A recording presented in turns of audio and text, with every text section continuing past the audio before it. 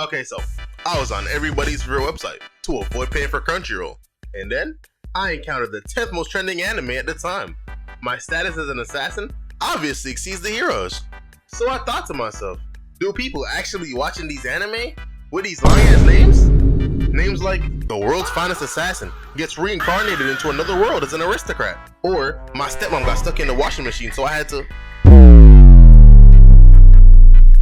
So I decided to watch it. And no, I'm not talking about the stepmom thing. And here is the play-by-play. So the scene kicks off with this random ass assassin, and he must have been watching Piccolo videos on loop, because it's almost like he senses this man's aura. And this man's name is Akira Oda, not to be mistaken with the author of One Piece, because if it was One Piece, this guy would be coming back 500 episodes later. But anywho, so old buddy over here was having an inner monologue, talking about this is the life of an assassin, and it's either gonna be your life or mine. But does he know? So they clashed swords and began to fight. And old buddy wasn't doing so bad. He was moving like that one guy fighting Madara. But it got disrespectful real quick, because Akira overpowered old buddy and sent his sword flying. And just keep that part in mind. So old buddy pulls out a knife and tries to stab him. But Akira is nowhere to be found. And look at the genuine shock on this nigga's face. Bro, it's time to go home, back it up. But no, he decides to turn around and start swinging again. Like he didn't just see this man stare at him for about a minute when he could have been killed his ass. And look at the stare. He's not even facing you. He's trying to tell you to go home. You are not built for this. whose mess is this? You put him on the TV. Go home! Bro, don't. Go home! But since he didn't want to take the hint, Akira had to pull off some of the most disrespectful series of events. And let me slow it down for you so you can see the disrespect in 4K. So old buddy swings. Akira blocks, not even looking. No eye contact whatsoever. He swings again, blocks. He swings again. Get that shit out of here. And since it's been going so well, he swings again. Say, hold up, wait a minute. Something ain't right. I said spin move. You don't do that in a fight. But Akira dodges. But it's not any old regular dodge. Bro turns around, does a complete 360, and kicks him right in the face. Bro is seeing stars right now. The level of audacity, the level of disrespect that this man just showed us. And guess what? It's not done yet. Cause old buddy swings again. When is he gonna learn that don't work? There's no way out of this one. You're done. Akira blocks again. So old buddy finally does something new. He tries to do what Akira just did to him. But he finds out real quick that he's just not built for this life, because Akira stabs him in the arm and breaks his leg. And all of that could have been avoided. All you had to do was pack up the bags and go home. He gave you a chance. All you had to do was take it. But now, you're looking sorry as hell. Your legs turned backwards like you just got done by a disabled man. Just caught the biggest disrespect in all of anime in 2025. And on top of all of that, it was caught in 4K. But the worst is still yet to come. Because y'all remember the sword that was sent in the sky? Yeah, that's what finished him off. And after such a Hall of Fame display, that has to be the most disrespectful death I've ever seen in my entire life. And then we cut to a classroom with a nigga named Tsukasa. And as you can see, he pulls all the bitches.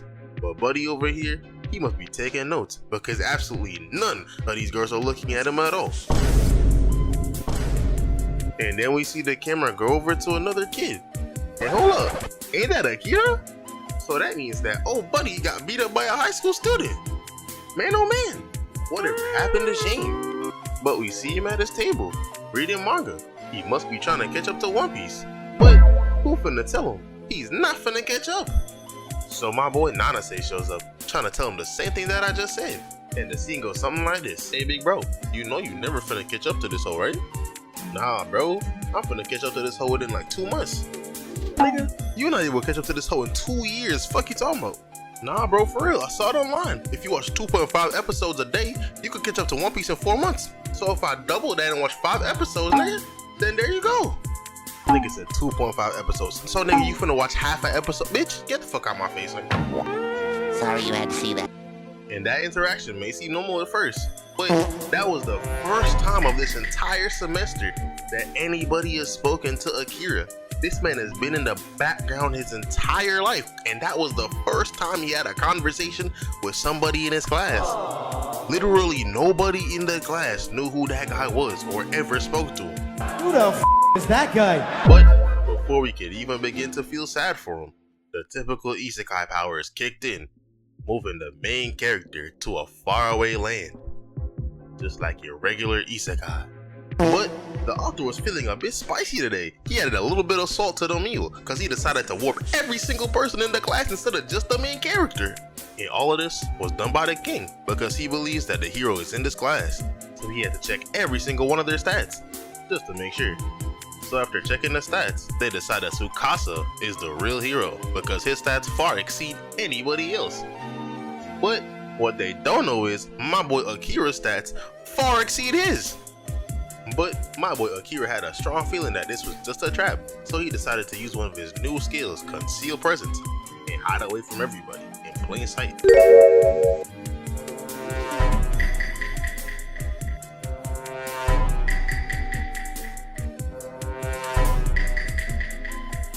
So later that night, he was eavesdropping on the king, and he really could have killed his ass. He even said it himself. But the plot kicked in. So he ends up changing his mind instead of ending the series early as he proceeds to go back to his room. So the very next day we meet the 2 Knight Commanders, Mithray and Jule, and their job is to train all of these bums. But Mithray was not going for that. He gave all of them the Kakashi treatment. He left Jule to train the rest of them while he go trains his favorite student, Akira. You see, he took a liking to Akira because he was the only person who could see through his stealth skill, so he knew Akira was built different. So after a training montage, it's time for the crew to enter their first dungeon. But before they left, the princess had to leave them with a present, a smoke ball, just in case they got too many enemies to fight and they have to use it to run away. But hold on, don't this princess look weird? Like she ain't even got no peoples. Maybe it's just me though. And in the dungeon, they were doing pretty well. But after a while, they just started to get a little bit tired. This guy over here just wanted to take a little bit of a breather, but he just set off another trap. So the commander decides that it's time to fall back, as he proceeds to do a super overpowered move on these level 1 ass opponents. So they take off running upstairs, just to fall into another trap. So the genius hero decides that it's time to throw the smoke ball. And I ain't gonna lie, I really thought I was watching Primax catch him out there. Look at the form. And it's just like I said, I knew the princess couldn't be trusted, because that smoke ball turned those goblins into a whole ass minotaur. So the great hero sits there, on his knees, accepting defeat, like a bum. That is, until the goat Akira pulls up, as he runs up to the minotaur, cutting him in half, showing the great hero just how it's done. At least, that's what we thought would happen. Until we see his sword break in half, and everybody is shocked because they know if he can't beat him, we are all cooked. So Akira hits a stealthy retreat, but when he gets back to the group, the hero's talking some nonsense. He starts saying that if he don't get back in the fight, who gonna save y'all? But both his hands are broken. You are not the main character. Bro thinks he's really Goku. Talk about if I don't, who will? So Akira gives him a much needed reality check as he pulls up to the Minotaur going 1v1. As Akira unveils his new move, Shadow Magic, dragging that man straight underground to meet Cerberus. And yeah, that's how they beat their first dungeon. All thanks to Akira, and no thanks to this guy.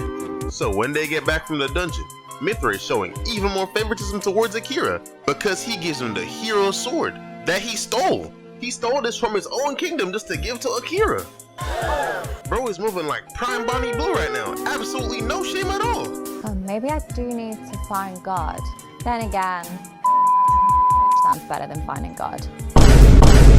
So the commander and Akira start talking about how the hero is moving mad weird. So the commander has to tell him about the princess's old tricks that she's been using for a long ass time now. and that she probably cursed the prince.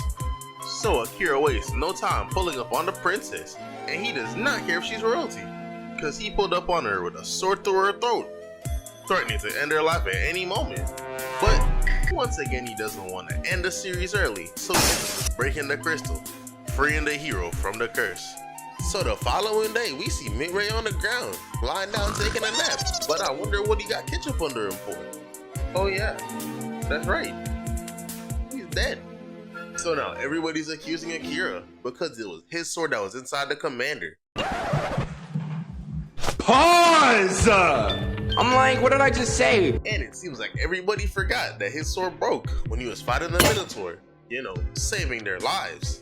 So they all attack Akira, but he has unreliable concealed presence, so he escapes. And I know what y'all thinking, these niggas must be retarded, but no, it was all because of the princess. She brainwashed every single one of them. But the commander had that Batman level prep time with that Shikamaru level IQ, cause he left a sack full of stuff for Akira to take a hold of when he finally died, almost like he read the script. And for once, he wasn't just showing favoritism, because before he died, he broke a couple of the crystals, snapping a couple of them out of the trance. And that's how we get this sorry squad of people right here. Oh my god, a bunch of background characters. Honestly, I don't even blame him for showing favoritism towards Akira, because oh my god, what is this? We got 3 random girls over here, probably just for the fan service. Then we got my nigga over here, so we can't call the show racist. They adding a little bit of diversity to the show. Then we got the random who was talking anime with Akira, and the sorry ass hero. And not to mention this random over here. But apparently this rando actually knows Akira. He bumped into him while he was working extra hours trying to get some money for his sister. All because his mom is sick and dad is nowhere to be found. I wonder where I've seen that before. I just simply can't put my fingers on it. But anyway, going back to the relevant characters, my boy Akira is in a dungeon because the commander told him to go there to get some levels up so he can get stronger. I wonder where I've seen that before too. I simply can't remember. So while my boy Akira is deep down in the dungeon on floor 75, he finds a level 1 opponent that's supposed to be on the first floor, a slime. So he ends up just one-shotting that thing real quick. But shit changes real fast because it's like the anime just changed to, is it wrong to pick up girls in a dungeon? Because what is bro doing inside of her slime? Inside of a dungeon? But I guess we're gonna have to find out later, because immediately after she wakes up, she passes out right after. So Akira, being a fine gentleman like himself, he decides to carry the lady up to the 69th floor. The 69th floor. With a, you know, I'm too old for this. But ignoring the obvious signs of what is to come, my boy Akira gives her water, gives her food, and she takes a nap right beside Akira. And presumingly, nothing happened. But we don't know ourselves. The lights got off. So after waking up, we figure out her name is Amelia, and her and Akira head to the final stage of the dungeon. So I wonder what kind of foe they may be facing in the calm second episode of the anime. I wonder, is it a giant? Maybe a bigger ogre? Let's see. So they end up walking in, as we see a massive gust of wind, just to turn back to the opponent, and we see a massive fucking dragon. And when I saw this, I had to do a double take to recheck, cause ain't no way this was the second episode of the anime. But it was. So they begin to start fighting. And once again, my boy Akira goes to good old reliable concealed presence, aka stealth. And Amelia uses her gravity magic, pushing the dragon towards the ground, as Akira jumps up towards it, trying to end it in one blow. But it could never be that easy because the dragon pushes it off. And apparently the dragon can track mana, so Akira's stealth will not be working today.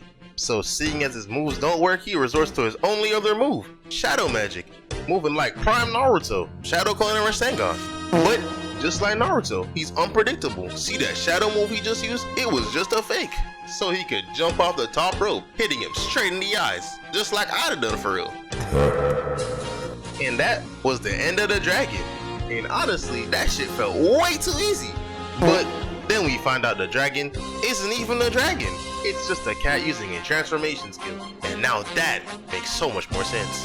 But before the cat dies, it leaves the message from the Demon Lord to meet him in Volcano, the land of the demons. Same ass name, by the way.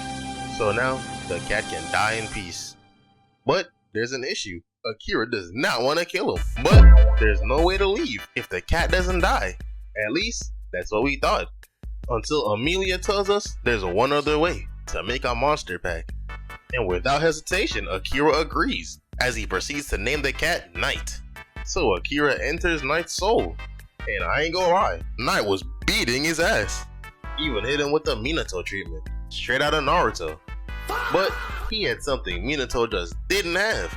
He hit him with that talk no jutsu, and right after, him and Knight became friends instantly. And now, he's Knight's master. It might take a little bit more steps than a rise, but it's practically the same thing when you really think about it. And after seeing that, Amelia started falling for Akira. And once again, Akira takes off of Sunjin Woo. He gets all the hoes. And now, I'm finna go watch that stepmom thing. I'll see y'all in the next one.